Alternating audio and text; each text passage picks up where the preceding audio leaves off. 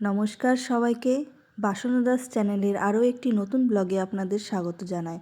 আজ আমি আপনাদের সাথে শেয়ার করব আমার পিকনিকের ব্লগ, 25শে ডিসেম্বরের পিকনিক।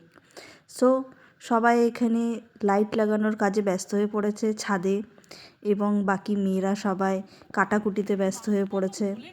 এখানে পায়েল বেগুন কাটছে, এখানে রয়েছে মাংসের জন্য আলু কাটা রয়েছে, মাংস ম্যারিনেট করা রয়েছে,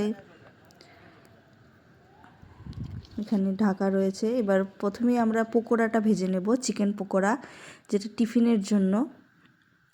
এখানে চিকেন পকোড়া ভাজা হচ্ছে প্লাস খাওয়া হচ্ছে, দুটো কাজ একসাথে চলছে।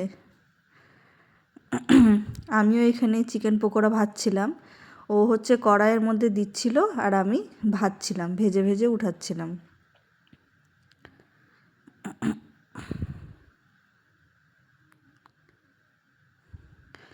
চিকেন পকোড়া ভাজা হয়ে গেছে, আমরা খেয়েও নিয়েছি। এরপর হচ্ছে চিকেন কষা, ঝাল ঝাল চিকেন কষা।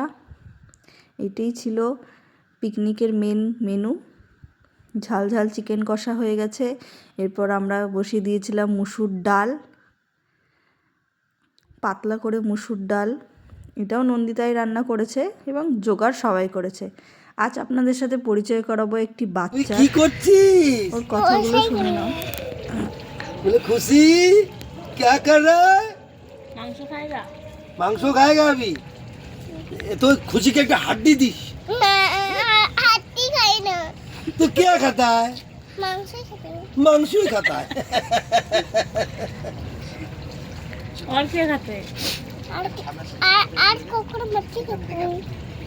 कोकड़ा मछली मैंने छोटे छोटे माछगुलो है ना, भाजा कर दे। अरे हजमोला खाता है, हजमोला खाता हूँ। मम्मा खाना मना करती है। क्यों? हाथ में खाना मना करती है। फोनটা সোজা রাখ। বমি বমি হয়ে যায় হজমোলা খেলে? তো পায়খানা হয়ে যায়।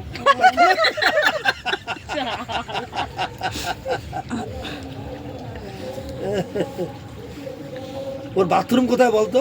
ও বাথরুমে যাবে না, পায়খানা ওখানে ওখানে নোংরা আছে, সোজা চলে আসবে মার বারান্দায়। আমার ছাদ পরিষ্কার হয়ে গেল। তুই সব পরিষ্কার হলো? না আমাকে নিয়ে যাবি তোদের বাড়ি?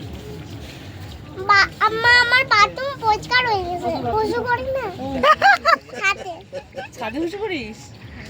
বাথরুম में भी करी तब गेरे मैं भी कुछ करी। এখানে লালটু বেগুনিগুলো ভাজছিল, কিন্তু বেগুনি এমন ভাজা হয়েছে যার পরিণাম তোমরা নিজেরাই দেখতে পাচ্ছ। বেগুনি একদম পুড়ে গেছে। আমরা খেতে বসে পড়েছিলাম, যেহেতু আমাদেরকে একটু দূরে যেতে হবে। সো ভিডিওটি কেমন লাগলো অবশ্যই comment করে জানাও।